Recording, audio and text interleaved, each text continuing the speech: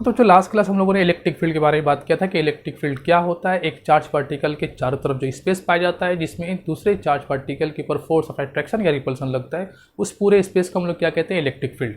आज हम लोग बात करेंगे कि किस तरीके से एक चार्ज पार्टिकल इलेक्ट्रिक फील्ड बनाता है। ये तो हम लोगों ने जान लिया कि चार्ज पार्टिकल इलेक्ट्रिक फील्ड बनाता है, लेकिन आखिर चार्ज पार्टिकल के पास ऐसा क्या होता है जिसके जरिए वो अपने चारों तरफ इलेक्ट्रिक फील्ड बनाता है। तो जवाब है इलेक्ट्रिक फील्ड लाइंस। हर चार्ज पार्टिकल अपने अंदर से कुछ लाइंस ऑफ फोर्स निकालता है। जैसे कि एक पॉजिटिव चार्ज पार्टिकल ले लेते हैं, मान लेते हैं ये पॉजिटिव चार्ज पार्टिकल है, तो इससे क्या होता है, बहुत सारे लाइंस ऑफ फोर्स निकलते हैं जो फैल जाते हैं चारों तरफ। कुछ इस तरीके से लाइंस कुछ इस तरीके से निकलते हैं और चारों तरफ फैल जाते हैं।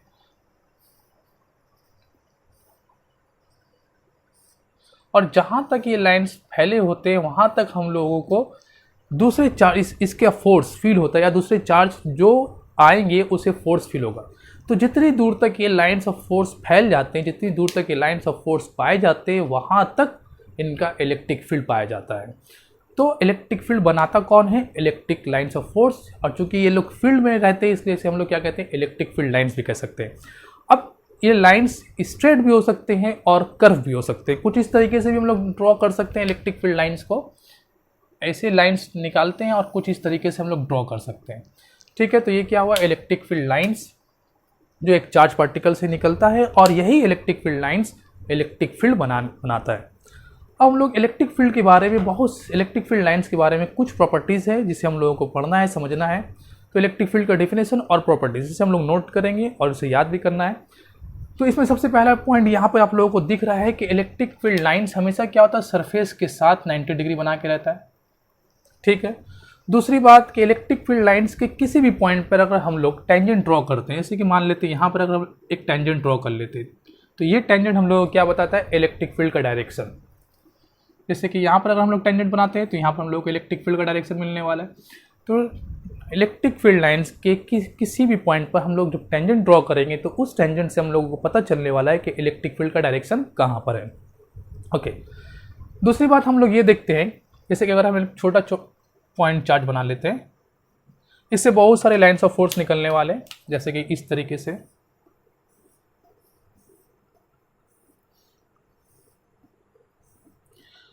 अच्छा, अब यहां पर अगर हम लोग देखते हैं कि चार्ज के करीब, इस सोर्स चार्ज के करीब देखते हैं हम लोग कि लाइंस ऑफ फोर्स बहुत ही करीब करीब है, लेकिन जैसे जैसे हम लोग दूर जाते हैं इलेक्ट्रिक लाइंस ऑफ फोर्स के बीच में गैप आता रहता है। तो अगर कोई चार्ज पार्टिकल यहाँ पर रहेगा तो उससे numbers of lines of force ज़्यादा पास करेगा, लेकिन अगर चार्ज पार्टिकल थोड़ा दूर चला जाए तो number of lines of force कम पास करेगा। तो इस तरीके से क्या होता है कि चार्ज पार्टिकल जब सोर्स चार्ज के बहुत करीब होता है तो उसके ऊपर ज़्यादा फोर्स फील होता है, और जब दूर होता है तो उसके ऊपर कम फोर्स फील होता है। दूसरी बात क्या है कि इलेक्ट्रिक लाइंस ऑफ फोर्स कभी भी एक दूसरे को इंटरसेक्ट नहीं करते। अगर इलेक्ट्रिक लाइंस ऑफ फोर्स मान लेते हैं एक दूसरे को इंटरसेक्ट कर जाता है किसी भी पॉइंट पे, मान लेते हैं एक लाइन और दूसरा लाइन एक दूसरे को इंटरसेक्ट कर रहा है, तो इस पॉइंट पे अगर हम लोग टेंजेंट ड्रॉ करेंगे तो हम लोग दो टेंजेंट ड्रॉ कर सकते हैं, और टेंजेंट हम लोग को क्या बताता है, इलेक्ट्रिक फील्ड का डायरेक्शन। तो मतलब यहाँ पर इलेक्ट्रिक फील्ड का दो डायरेक्शन मिलने वाला है, लेकिन इलेक्ट्रिक फील्ड का डायरेक्शन सिर्फ एक ही होता है। इसलिए कभी भी दो electric lines of force, electric field lines कभी भी आपस में एक दूसरे को इंटरसेक्ट नहीं करते। आगे बात करते हैं कि electrical lines of force positive charge से शुरू होकर के नेगेटिव चार्ज में एंड होता है। ये सारी बातें हम लोग प्रॉपर्टीज में नोट करेंगे। अभी कहाँ से शुरू होता है, पॉजिटिव चार्ज से शुरू होता है, और एंड कहाँ पर होता है, नेगेटिव चार्ज में होता है। नेक्स्ट पॉइंट हम लोगों को ये जानना है कि अगर पूरे यूनिवर्स में मान लेते सिर्फ एक ही पॉजिटिव चार्ज है, पूरे यूनिवर्स में अगर एक ही पॉजिटिव चार्ज हो, तो उससे जो इलेक्ट्रिक लाइंस ऑफ फोर्स शुरू होगा, जो स्टार्ट होगा इलेक्ट्रिक लाइंस ऑफ फोर्स, वो कहाँ तक जाएगा, तो जवाब है वो सारा इलेक्ट्रिक फील्ड लाइंस इन्फिनिटी तक फैल जाएगा। लेकिन अगर कहीं पे नेगेटिव चार्ज आएगा तो फिर वो lines of force negative charge में जाकर खत्म हो जाएगा। इसी तरीके से अगर पूरे यूनिवर्स में सिर्फ और सिर्फ एक ही नेगेटिव चार्ज हो, तो उस नेगेटिव चार्ज में जो इलेक्ट्रिक फील्ड लाइंस इंटर करेगा, जो इलेक्ट्रिक फील्ड लाइंस उसके पास आ रहा है, वो कहाँ से आ रहा है, इन्फिनिटी से। तो ये कंसेप्ट आप लोग ध्यान में रखना कि पॉजिटिव अगर सिंगल होगा तो उसका इलेक्ट्रिक फील्ड लाइन कहाँ तक फैलेगा, इन्फिनिटी तक। अगर एक सिंगल नेगेटिव चार्ज होगा तो उसमें इलेक्ट्रिक फील्ड लाइंस आने वाला इलेक्ट्रिक फील्ड लाइंस कहाँ से आ रहा है, इन्फिनिटी से। ठीक है, यहाँ पर एक और पॉइंट आप लोगों को ध्यान रखना है कि इलेक्ट्रिक फील्ड लाइंस 90 डिग्री से निकलता है ध्यान रखना ये डायग्राम में देखने में नहीं लग रहा लेकिन 90 डिग्री है, और 90 डिग्री सरफेस के साथ 90 डिग्री के साथ ही अंदर जाता है, मतलब 90 डिग्री से निकलता है और 90 डिग्री से दूसरे चार्ज में चला जाता है। अब हम लोग बात करते हैं कि दो चार्ज के बीच में जो रिपल्सिव फोर्स पाया जाता है, हम लोगों ने देखा दो पॉजिटिव चार्ज एक दूसरे को रिपेल करते हैं, दो नेगेटिव चार्ज एक दूसरे को रिपेल करते हैं, पॉजिटिव और नेगेटिव एक दूसरे को अट्रैक्ट करते हैं। इसके पीछे भी इलेक्ट्रिक फील्ड लाइन्स ही रिस्पॉन्सिबल है। इलेक्ट्रिक फील्ड लाइन्स की वजह से ही दो पॉजिटिव के बीच में रिपल्सन होता है और दो पॉजिटिव और नेगेटिव के बीच में अट्रैक्शन होता है। इसे हम लोग समझते हैं किस तरीके से ये होता है। तो मान लेते हैं दो पॉजिटिव चार्ज हम लोग ले लेते हैं, एक पॉजिटिव चार्ज ये और एक पॉजिटिव चार्ज ये। इन दोनों से इलेक्ट्रिक लाइन्स ऑफ फोर्स निकलने वाला है।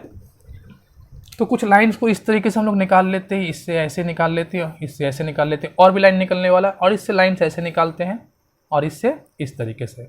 लेकिन अभी हम लोगों ने देखा कि इलेक्ट्रिक फील्ड लाइन्स कभी भी एक दूसरे को इंटरसेक्ट नहीं करते, लेकिन यहाँ पर इंटरसेक्ट तो हो जा रहा है। तो ऐसा तो हो नहीं सकता, तो फिर होता क्या है कि ये लाइन जब एक दूसरे के बहुत करीब पहुँचते हैं, तो जैसे लोग यहाँ पहुँचते हैं तो ये लोग क्या होता है कि आपस में इन दोनों के बीच में इतना रिपल्सिव फोर्स लगता है, इतना ज़्यादा फोर्स लगता है कि ये दोनों लाइन कुछ इस तरीके से बेंड हो जाते हैं।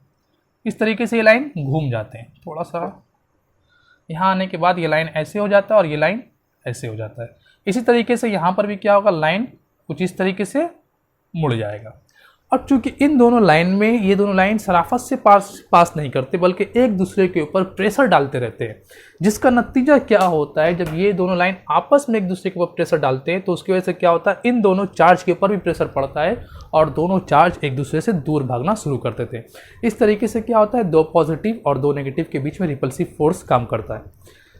लेकिन जहाँ तक पॉजिटिव और नेगेटिव का कंसेप्ट है उसे देखते हैं हम लोग कि जब हम लोग एक पॉजिटिव चार्ज लेते हैं और एक नेगेटिव चार्ज लेते हैं, तो पॉजिटिव और नेगेटिव चार्ज, पॉजिटिव चार्ज से क्या होता है, इलेक्ट्रिक लाइन्स ऑफ फोर्स निकलता है, इस तरीके से निकलता है और यहाँ पर चले आएगा, इस तरीके से ऐसे निकला और ऐसे चला आया, 90 डिग्री रहेगा यहाँ पर। ठीक, अब ये जो लाइन्स होते हैं ना इलेक्ट्रिक फील्ड लाइन्स, ये हमेशा एक स्ट्रेच मेम्ब्रेन मतलब स्ट्रेच रबर की तरह होते हैं, फैल मतलब खींचे हुए रहते हैं, और ये चाहते हैं कि इनका जो तनाव है वो कम हो जाए, जो स्ट्रेच हुआ है इलेक्ट्रिक फील्ड लाइंस वो वापस अपने नॉर्मल कंडीशन में आ जाए। लेकिन अब चूंकि यहाँ पर ये पॉजिटिव से निकला है और नेगेटिव में जाकर एंड हो गया, अब ये दोनों एंड, इस लाइन का दोनों एंड बंधा चुका है, एक को पॉजिटिव पकड़ के रखा और एक को नेगेटिव। जब ये लाइन अपने आप में छोटा होने की कोशिश करता है तो उसके से क्या होता है, पॉजिटिव और नेगेटिव एक दूसरे से करीब आने लगते हैं। इस तरीके से पॉजिटिव और नेगेटिव के बीच में अट्रैक्टिव फोर्स काम करता है।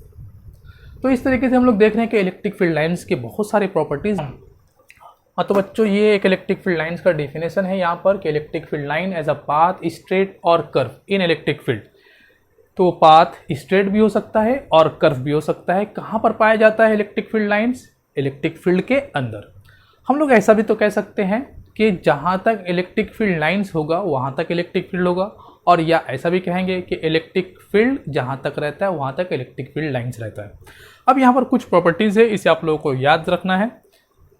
पहला, कंटिन्यूअस होता है। कौन? इलेक्ट्रिक फील्ड लाइन्स कंटिन्यूअस होता है, मतलब ऐसा नहीं कि ब्रेक हो के चल रहा है, टूट के चल रहा है, नहीं, एक बार शुरू होगा तो एंड होगा, जहाँ पे एंड होना है, चाहे वो इन्फिनिटी हो चाहे वो नेगेटिव चार्ज हो, वहाँ तक। But do not form close loop. Close loop नहीं बनाता, मतलब पॉजिटिव से शुरू हो रहा है, जैसे कि अपने आप से शुरू होकर के एक पॉजिटिव चार्ज है, यहाँ से शुरू होकर के ऐसा नहीं कि ऐसे आ जाएगा, ऐसा कभी नहीं होगा। पॉजिटिव से शुरू हुआ तो अब वापस वहाँ पर तो ख़त्म नहीं होगा, वो जा कर के इन्फिनिटी में ख़त्म होगा या फिर दूसरे नेगेटिव चार्ज में ख़त्म होगा, तो ऐसा नहीं हो सकता, तो क्लोज लूप नहीं बनाता। दूसरा, start from positive charge and and at a negative charge, तो ये आप लोगों को समझ में आ चुका। फॉर सिंगल पॉजिटिव चार्ज, एक पॉजिटिव चार्ज हो, जैसा कि मैंने आप लोगों को कहा, अगर पूरे यूनिवर्स में मान लेते हैं कि एक ही पॉजिटिव चार्ज है, तो उससे जो इलेक्ट्रिक फील्ड लाइन्स निकलेगा वो कहाँ तक जाएगा? तो जवाब है पूरे इन्फिनिटी तक। For single positive charge, lines start from positive and end at infinity. For single negative charge, lines start from infinity and end at negative charge. Negative के लिए क्या होगा? इन्फिनिटी से शुरू होगा, नेगेटिव में आकर खत्म होगा। ठीक है। नंबर 5 में क्या कहा गया है? Tangent at any points on line gives the direction of electric field. बहुत सारे इलेक्ट्रिक लाइन्स ऑफ फोर्स है, किसी भी लाइन के ऊपर हम लोग टेंजेंट ड्रॉ करेंगे। जैसे कि मान लेते हैं ये वाला एक इलेक्ट्रिक फील्ड लाइन से, ठीक, इसके किसी भी पॉइंट पर अगर हम लोग टेंजेंट ड्रॉ करते हैं तो ये टेंजेंट हम लोग को बताएगा कि इलेक्ट्रिक फील्ड का डायरेक्शन उस पॉइंट पर कहाँ है। No two electric lines of force intersect, कभी भी दो इलेक्ट्रिक लाइन्स ऑफ फोर्स आपस में एक दूसरे को इंटरसेक्ट नहीं करेंगे। क्यों नहीं करेंगे? क्योंकि अगर वो लोग आपस में एक दूसरे को इंटरसेक्ट करेगा तो फिर उस पॉइंट पे इलेक्ट्रिक फील्ड का दो डायरेक्शन मिलने वाला है, लेकिन इलेक्ट्रिक फील्ड का सिर्फ और सिर्फ एक ही डायरेक्शन होता है। Next point, electric field lines are always normal to surface. जैसा कि मैंने आपको बताया, पॉजिटिव चार्ज से अगर इलेक्ट्रिक फील्ड लाइंस निकल रहा है तो वो नॉर्मली निकले, मतलब सरफेस के साथ 90 डिग्री बना के निकलेगा, और अगर नेगेटिव चार्ज में इंटर कर रहा है तो वहां पर भी वो 90 डिग्री बना करके सरफेस के साथ ही अंदर जाएगा। Electric field line exert lateral pressure, क्योंकि मैंने आप लोगों को बताया कि जब दो चार्ज पार्टिकल से लाइन निकल रहा है तो उन लोगों के बीच में क्या होगा, आपस में एक लैटरल प्रेशर होगा दोनों लाइंस के बीच में, जिसकी वजह से क्या होता है, दोनों पॉजिटिव चार्ज या दोनों नेगेटिव चार्ज आपस में एक दूसरे से दूर भागते हैं। Electric field line contract longitudinally, मतलब कि एक पॉजिटिव और एक नेगेटिव अगर एक लाइन्स ऑफ फोर्स के जरिए जुड़े हुए तो आपस में क्या होगा, कॉन्ट्रैक्ट होगा वो लाइन्स ऑफ फोर्स, और जिसकी वजह से क्या होगा, पॉजिटिव और नेगेटिव एक दूसरे से करीब आते जाएंगे। तो इस तरीके से फोर्स ऑफ रिपल्सन और फोर्स ऑफ अट्रैक्शन दो चार्ज के बीच में काम करता है। तो ये पॉजिटिव चार्ज के बारे में था कि एक पॉजिटिव चार्ज अपने चारों तरफ इलेक्ट्रिक फील्ड बनाता है। इलेक्ट्रिक फील्ड बनाता है, ये हम लोगों ने लास्ट क्लास पढ़ा था। कैसे बनाता है ये आज हम लोगों ने उसके ऊपर बात किया। अब सवाल ये होता है कि क्या सिर्फ एक पॉजिटिव चार्ज ही इलेक्ट्रिक फील्ड बना सकता है? तो जवाब है नहीं। ऐसा भी देखा गया है कि एक पॉजिटिव चार्ज और एक नेगेटिव चार्ज जब दोनों एक खास फिक्स डिस्टेंस में पाए गए तो वो पूरा सिस्टम भी एक इलेक्ट्रिक फील्ड बनाने लगा, जिसे हम लोग इलेक्ट्रिक डायपोल का नाम, माइनस क्यू है और यहाँ पर ये प्लस क्यू है, और इन दोनों के बीच में एक डिस्टेंस है 2a, तो इसे हम लोग क्या कहते हैं, इस पूरे को इलेक्ट्रिक डायपोल कहते हैं। इलेक्ट्रिक डायपोल का नेट चार्ज क्या होता है, ये माइनस क्यू और ये प्लस क्यू। तो नेट चार्ज क्या होगा, माइनस क्यू प्लस क्यू, ये तो जीरो हो जाएगा, लेकिन नेट चार्ज जीरो हो रहा है, लेकिन नेट इलेक्ट्रिक फील्ड ये कभी भी जीरो नहीं होगा, क्योंकि जैसे ही इसके आसपास एक टेस्ट चार्ज को लाया गया तो देखा गया उसके ऊपर फोर्स फील हो रहा है, उसके ऊपर फोर्स लग रहा है। मतलब एक इलेक्ट्रिक डायपोल का नेट चार्ज जीरो होता है, लेकिन फिर भी वो एक इलेक्ट्रिक फील्ड बनाता है। इसे हम लोग आगे पढ़ने वाले हैं कि किस तरीके से किस किस जगह पर वो इलेक्ट्रिक फील्ड बनाता है और उस इलेक्ट्रिक फील्ड का डायरेक्शन क्या होता है, इसे हम लोग आगे बात करेंगे। अब इस इलेक्ट्रिक डायपोल का स्ट्रेंथ कैसे मेजर करते हैं, तो इलेक्ट्रिक डायपोल का जो स्ट्रेंथ मेजर होता है उसे हम लोग कहते हैं डायपोल मोमेंट। डायपोल मोमेंट क्या है, इन दोनों के डेफिनेशन को हम लोग नोट करने वाले हैं अभी। डायपोल मोमेंट क्या है, is the measure of strength of electric dipole, जिसका मैग्नीट्यूड बराबर होता है Q इंटू 2a। जैसे कि ये P से हम लोग डिनोट करते हैं P, और डायपोल मोमेंट का जो मैग्नीट्यूड होता है, ये मैग्नीट्यूड इक्वल होता है दोनों में से किसी एक चार्ज को लेंगे और दोनों के डिस्टेंस को मल्टीप्लाई करेंगे। मतलब एक चार्ज और दोनों चार्ज के बीच का डिस्टेंस, इसका जो प्रोडक्ट होता है, यही हम लोगों को बताता है स्ट्रेंथ ऑफ इलेक्ट्रिक डायपोल, और उसे हम लोग क्या नाम दे रहे हैं, डायपोल मोमेंट। तो डायपोल मोमेंट क्या है, is the strength of electric dipole, is the measure of strength of electric dipole. अभी डायपोल मोमेंट क्या होता है, एक वेक्टर क्वांटिटी होता है, इसे आप लोगों को याद रखना, ये एक वेक्टर क्वांटिटी है। अगर यूनिट के बारे में बात करें तो इसका यूनिट होगा कूलम मीटर, और अगर डायमेंशन के बारे में बात करें तो इसका डायमेंशन होगा m⁻0 L1 a⁻1 T1। ठीक है, इसे आप लोगों को नोट करना है, इलेक्ट्रिक डायपोल और डायपोल मोमेंट होता है। जैसा कि मैंने आप लोगों को बताया कि दोनों चार्ज के बीच में फिक्स डिस्टेंस और दोनों चार्ज का वैल्यू इक्वल और अपोजिट, तो इस पूरे को हम लोग क्या कहते हैं, इलेक्ट्रिक डायपोल। जैसे कि मैंने यहाँ बनाया भी है कि एक माइनस क्यू लेंगे और एक प्लस क्यू लेंगे और दोनों के बीच में एक स्मॉल सा डिस्टेंस 2a, तो इस पूरे को हम लोग क्या कहते हैं, इलेक्ट्रिक डायपोल। ठीक है, ये एक इलेक्ट्रिक डायपोल किसे कहा जाता है, सिंपल सा डेफिनेशन है, सिंपल सा कंसेप्ट है। दो चार्ज इस तरीके से है, मान लेते हैं एक माइनस की और एक प्लस की, और दोनों के बीच में एक स्मॉल सा डिस्टेंस, तो इसे हम लोग एक इलेक्ट्रिक डायपोल कहेंगे। यहाँ पर मान लेते हैं ये वाला, ये यहाँ इसके पास एक एंड में माइनस क्यू, एक एंड में प्लस क्यू और एक स्मॉल सा डिस्टेंस, इलेक्ट्रिक डायपोल। इसके पास minus Q plus Q small सा डिस्टेंस, ये भी एक इलेक्ट्रिक डायपोल। तो किसी भी चीज़ के पास अगर हम लोग देखेंगे कि माइनस क्यू और प्लस क्यू चार्ज है और एक स्मॉल सा डिस्टेंस है दोनों के बीच में, तो इसे हम लोग क्या कहेंगे, इलेक्ट्रिक डायपोल। अब यहाँ पर मैंने आप लोगों को अलग अलग एग्जाम्पल दिया, तो बहुत सारे इलेक्ट्रिक डायपोल हो सकते हैं, किसी के बीच में डिस्टेंस कम, किसी के बीच में ज़्यादा, किसी के दो चार्ज का वैल्यू कुछ और, किसी के दो चार्ज का वैल्यू कुछ और। इस तरीके से अलग अलग इलेक्ट्रिक डायपोल का अलग अलग स्ट्रेंथ भी होगा। तो इलेक्ट्रिक डायपोल का जो स्ट्रेंथ होता है, जिसे हम लोग मेजर करते हैं, the measure of strength of electric dipole is called what, dipole moment. तो डायपोल मोमेंट क्या है, is a measure of the strength of electric dipole. कौन सा इलेक्ट्रिक डायपोल कितना स्ट्रेंथ रखता है, किसके पास कितना स्ट्रेंथ, उसे हम लोग क्या कहते हैं, डायपोल मोमेंट। हम लोग उसे पी से दिखाते हैं, जिसके पी का मैग्नीट्यूड किसके बराबर होता है, whose magnitude is equal to the product magnitude of P. P का मैग्नीट्यूड हम लोग मॉड पे दिखाते हैं, equal to product of magnitude of charge and distance between them. Charge into two, मतलब एक चार्ज, दोनों में से कोई एक चार्ज लेंगे और दोनों के बीच में जो डिस्टेंस होगा उससे मल्टीप्लाई करेंगे, तो हम लोग को क्या मिलेगा, उस डायपोल का डायपोल का स्ट्रेंथ पता चलेगा हम लोग को, जिसे हम लोग क्या कहते हैं, डायपोल मोमेंट। तो ये एक अलग डायपोल है, इसके दो एंड में अलग चार्ज डिस्टेंस कुछ और। ये एक दूसरा डायपोल है जिसके दो एंड में कुछ और चार्ज डिस्टेंस कुछ और, तो दोनों का स्ट्रेंथ अलग अलग होगा, इसी स्ट्रेंथ को हम लोग कहते हैं डायपोल मोमेंट। ठीक है, तो इलेक्ट्रिक डायपोल क्या है और डायपोल मोमेंट क्या है, ये कंसेप्ट आप लोगों को समझ में आया। अच्छा, एक और बात यहाँ पर नोट करना है कि डायरेक्शन ऑफ डायपोल क्या होता है, माइनस टू प्लस। इसका डायरेक्शन जो होता है नेगेटिव से पॉजिटिव की तरफ होता है, इसे आप लोग ध्यान रखना। यहाँ पर मैंने ब्लैक एरो से बनाया है, यहाँ पर दिखता होगा आप लोग को ये वाला। The direction of dipole is from negative charge to positive charge. Okay, अब हम लोग बात करेंगे दो और नए कंसेप्ट की तरफ चलते हैं, पोलर और non polar molecules. Polar molecule किसे कहते हैं और नॉन पोलर मॉलिक्यूल्स किसे कहते हैं। अगर किसी भी एटम को हम लोग देखते हैं तो एक एटम में बहुत सारे मॉलिक्यूल पाए जाते हैं और हर मॉलिक्यूल के पास पॉजिटिव और नेगेटिव चार्ज तो होता ही है। अगर पॉजिटिव और नेगेटिव चार्ज के बीच में डिस्टेंस है तो उसे हम लोग डायपोल कहेंगे, और अगर डिस्टेंस नहीं है तो उसे हम लोग डायपोल नहीं कहेंगे। लेकिन सवाल ये होता है कि अगर सिंगल मॉलिक्यूल के बारे में बात करते हैं तो हर मॉलिक्यूल में बहुत सारे एटम होते हैं और हर एटम में बहुत सारे पॉजिटिव और बहुत सारे नेगेटिव होते हैं। इस तरीके से अगर हम लोग देखते हैं तो मॉलिक्यूल्स के अंदर बहुत सारे एटम्स है और एटम्स के अंदर बहुत सारे पॉजिटिव और नेगेटिव चार्ज है। तो बहुत सारे पॉजिटिव और नेगेटिव चार्ज का हम लोग डायपोल कैसे बना सकते हैं, क्योंकि यहाँ पर हम लोगों को आसानी से बात समझ में आ गई कि एक नेगेटिव और एक पॉजिटिव चार्ज रहेगा, दोनों के बीच में थोड़ा सा छोटा सा डिस्टेंस रहेगा, उसे हम लोग इलेक्ट्रिक डायपोल कहेंगे। लेकिन जब बहुत सारे पॉजिटिव और बहुत सारे नेगेटिव चार्ज हो तो उसका हम लोग डायपोल कैसे निकालेंगे, तो इस कंसेप्ट को समझना है। तो इसे समझने के लिए सबसे पहले क्या करेंगे, हम लोग मान लेते हैं कि ये एक स्फीयर है और इस स्फीयर में बहुत सारे पॉजिटिव चार्ज है इसके सरफेस में। तो इस सारे चार्ज का अगर आपसे सेंटर पूछा जाए तो इसका सेंटर क्या होगा, हम लोग जवाब दे सकते हैं this is the centre of positive charge. Centre of sphere मतलब सेंटर ऑफ पॉजिटिव चार्ज।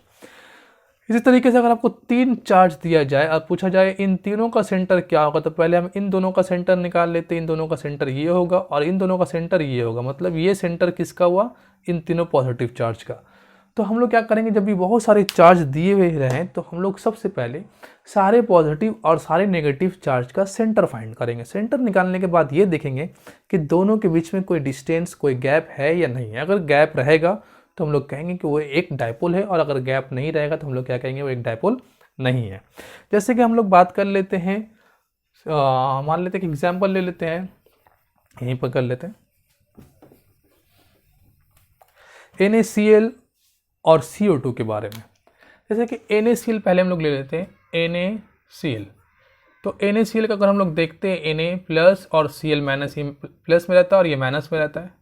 ठीक, इन दोनों के पॉजिटिव और नेगेटिव के बीच में हम लोगों को कुछ डिस्टेंस मिलता है, तो ये क्या है, एक इलेक्ट्रिकली डायपोल, ये इलेक्ट्रिक डायपोल है, मतलब डायपोल कह सकते हैं शॉर्ट में हम लोग। लेकिन अगर हम लोग बहुत सारे NaCl को हाथ में लेते हैं तो उससे इलेक्ट्रिक फील्ड जो बनता है वो इलेक्ट्रिक फील्ड हम लोगों को दिखता नहीं। लेकिन अभी भी हम लोगों ने पढ़ा कि एक डायपोल इलेक्ट्रिक फील्ड बना सकता है। लेकिन NaCl या हम लोग थोड़ा सा पानी भी हाथ में ले लेते हैं, H2O का स्ट्रक्चर अगर हम लोग देखते हैं तो कुछ इस तरीके से मिलता है, OH और H। तो ये H पॉजिटिव और ये नेगेटिव। तो यहाँ पर H का सेंटर क्या होने वाला है, यहाँ पे और अच्छे से समझ में आएगा, क्योंकि दो H है, दोनों का सेंटर हम लोग ये लेंगे, ये प्लस और ये माइनस। तो दोनों प्लस और माइनस के बीच में एक गैप है, डिस्टेंस है, तो ये भी क्या हुआ, एक डायपोल हुआ।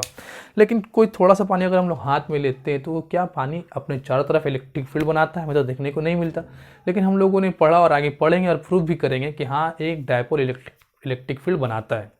तो आखिर हम लोगों को इलेक्ट्रिक फील्ड एक पोलर मॉलिक्यूल में देखने को क्यों नहीं मिलता। इस तरह के मॉलिक्यूल में क्या कहते हैं हम लोग, पोलर मॉलिक्यूल, जिसके पॉजिटिव और नेगेटिव चार्ज आपस में सेपरेट हो, इसे हम लोग क्या कहते हैं, पोलर मॉलिक्यूल। ठीक है, ये क्या होगा, पोलर। तो पोलर मॉलिक्यूल में क्या होता है कि पोलर मॉलिक्यूल डायपोल तो होता है लेकिन उसके पॉजिटिव और नेगेटिव चार्ज सेपरेट भी होते हैं, लेकिन फिर भी वो इलेक्ट्रिक फील्ड नहीं बनाता। क्या इसके पीछे वजह ये है कि बहुत सारे मॉलिक्यूल्स के डायपोल का डायरेक्शन या इलेक्ट्रिक फील्ड का डायरेक्शन अगर ऐसे है किसी का, तो बहुत सारे का डायरेक्शन ऐसे होता है। बहुत सारे का डायरेक्शन अगर ऐसे है तो बहुत सारे का ऐसे होता है। तो क्या होता है, नेट डायपोल मोमेंट इस पोलर मॉलिक्यूल का या डायपोल इलेक्ट्रिक डायपोल का जीरो होता है। हम लोग को नेट डायपोल मोमेंट देखने को नहीं मिलता। तो ऐसे केस में हम लोग क्या कर सकते हैं कि अगर इस पूरे मॉलिक्यूल्स को किसी एक्सटर्नल इलेक्ट्रिक फील्ड में रख देते हैं, मान लेते हैं ये एक एक्सटर्नल इलेक्ट्रिक फील्ड है, अगर इसमें हम लोग सोडियम क्लोराइड या किसी भी पोलर मॉलिक्यूल को डाल देते हैं जो डायपोल तो है लेकिन इलेक्ट्रिक फील्ड का इफेक्ट हम लोगों को नहीं दिख रहा है। क्यों नहीं दिख रहा है? क्योंकि वो आपस में कैंसिल कर लेते हैं। तो अगर उन लोगों को हम लोग किसी एक्सटर्नल इलेक्ट्रिक फील्ड में डाल देंगे तो क्या होगा कि सारे के सारे डायपोल एक ही डायरेक्शन में अलाइन हो जाएंगे, कोई इस तरफ उस तरफ नहीं रहेगा, सब एक डायरेक्शन में रहेंगे। तो उस वक्त हम लोगों को उस पोलर मॉलिक्यूल का नेट डायपोल मोमेंट देखने को मिलेगा और उससे बनने वाला इलेक्ट्रिक फील्ड के प्रेजेंस का भी हम लोगों को एहसास होगा। तो ये था पोलर मॉलिक्यूल के बारे में। हम लोग बात करते हैं नॉन पोलर मॉलिक्यूल किसे कहते हैं। नॉन पोलर मॉलिक्यूल ऐसा मॉलिक्यूल जिसके पॉजिटिव और नेगेटिव चार्ज के सेंटर के बीच में कोई डिस्टेंस ना हो। जैसे कि CO2 के बारे में बात कर लेते हैं। CO2 का अगर स्ट्रक्चर डायग्राम हम लोग देखते हैं तो कुछ इस तरीके से मिलने वाला हम लोग को CO और यहाँ पर O, ये दोनों नेगेटिव और ये पॉजिटिव। अगर हम लोग इन दोनों के नेगेटिव का सेंटर निकालने की कोशिश करें तो दोनों के नेगेटिव का सेंटर क्या होगा, यहीं पर होने वाला है। तो यहाँ पर CO2 में हम लोग को देखने को मिल रहा है कि पॉजिटिव और नेगेटिव का सेंटर एक ही पॉइंट पर आया है, दोनों के बीच में कोई डिस्टेंस नहीं है।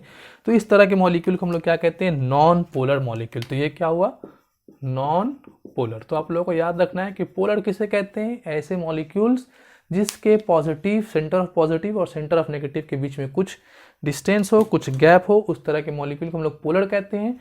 और ऐसे मॉलिक्यूल जिनके सेंटर ऑफ पॉजिटिव और सेंटर ऑफ नेगेटिव एक ही जगह पर आ जाए तो उसे हम लोग नॉन पोलर कहते हैं।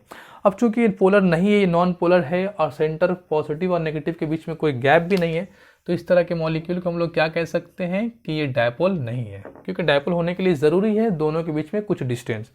ठीक है। अब अगर हम लोग इस तरह के मॉलिक्यूल को एक्सटर्नल इलेक्ट्रिक फील्ड में रख देते हैं, जैसे कि यहाँ पर एक इलेक्ट्रिक फील्ड बना लेते हैं, यहाँ पर मान लेते हैं एक इलेक्ट्रिक फील्ड यहाँ पर ऐसे बना लेते हैं और CO2 को उस इलेक्ट्रिक फील्ड में रख देते हैं। तो इलेक्ट्रिक फील्ड में रखने से फिर क्या होगा, क्योंकि हम लोगों को पता है कि positive charge along the direction of electric field move करता है और negative charge opposite to direction of electric field.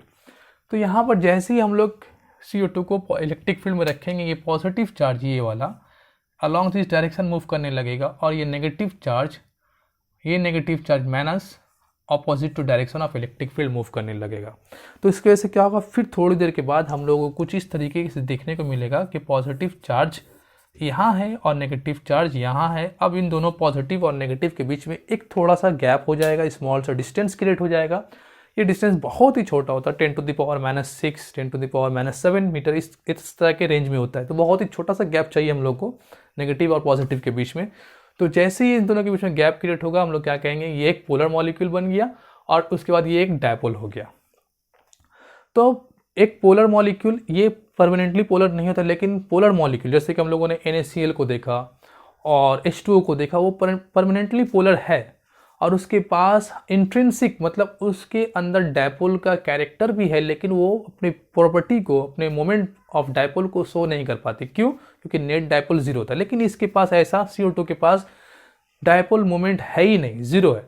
तो उसमें हम लोगों को डायपोल क्रिएट करने के लिए, उसके इलेक्ट्रिक फील्ड के इफेक्ट को देखने के लिए क्या करना पड़ेगा, एक एक्सटर्नल इलेक्ट्रिक फील्ड में डालेंगे। जैसे ही हम लोग उसे एक्सटर्नल इलेक्ट्रिक फील्ड में ले जाएंगे, नेगेटिव और पॉजिटिव चार्ज जैसे ही अलग होगा वो एक डायपोल बन जाएगा और फिर उसका स्ट्रेंथ डायपोल मोमेंट हम लोग को देखने को मिलेगा। अगर यहाँ पर किसी, अब क्या मैंने कहा कि positive charge along the direction of electric field move करता है और negative charge opposite to direction of electric field. इस पॉइंट को थोड़ा देख लेते हैं कि मान लेते हैं अगर ये एक इलेक्ट्रिक फील्ड है, इस इलेक्ट्रिक फील्ड को बनाने वाला कौन है, एक सोर्स चार्ज, मान लेते हैं एक पॉजिटिव चार्ज, ये अपने चारों तरफ एक इलेक्ट्रिक फील्ड बना रहा है कुछ इस तरीके से। अब अगर हम लोग इसमें कोई पॉजिटिव चार्ज को लेकर जाते हैं तो हम लोग जानते हैं कि पॉजिटिव चार्ज के ऊपर क्या होगा, इसका एक रिपल्सन फील होगा, इसको ये क्या करेगा, रिपल्सिव फोर्स फील करेगा। इसका मतलब ये पॉजिटिव चार्ज यहाँ इससे दूर जाएगा और किस तरीके से जाएगा, along the direction of electric field. लेकिन जैसे ही हम लोग इस इलेक्ट्रिक फील्ड में किसी नेगेटिव चार्ज को रखेंगे तो ये क्या होगा, इसकी तरफ अट्रैक्ट होगा। तो पॉजिटिव चार्ज कैसे मूव करता है, along the direction of electric field, क्योंकि दूर जाना है उसे, रिपल्सिव फोर्स है। लेकिन नेगेटिव चार्ज क्या होता है, अगर इलेक्ट्रिक फील्ड का डायरेक्शन ऐसे है तो negative charge opposite to direction of electric field move करता है। तो इसी कंसेप्ट से यहाँ पर क्या होगा कि अगर किसी नॉन पोलर को हम लोग इलेक्ट्रिक फील्ड में रख देंगे तो positive along the direction of electric field move करेगा और negative opposite to direction of electric field move करेगा। तो यहाँ तक कंसेप्ट था डायपोल मोमेंट, पोलर और नॉन पोलर मॉलिक्यूल के बारे में। अब हम लोग ये देखेंगे कि किस तरीके से एक डायपोल इलेक्ट्रिक फील्ड क्रिएट करता है और उस इलेक्ट्रिक फील्ड का मैग्नीट्यूड क्या होता है, किस किस चीज़ पे डिपेंड करता है। ये सारी बातें हम लोग नेक्स्ट क्लास करेंगे।